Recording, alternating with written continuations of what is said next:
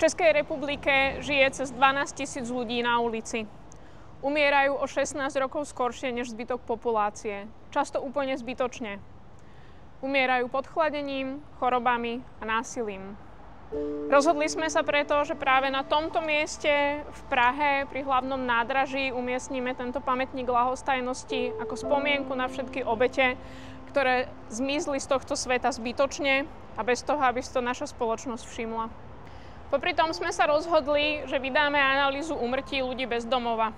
Aby sme ukázali, že k mnohým týmto úmrtiam nemusí vôbec dochádzať.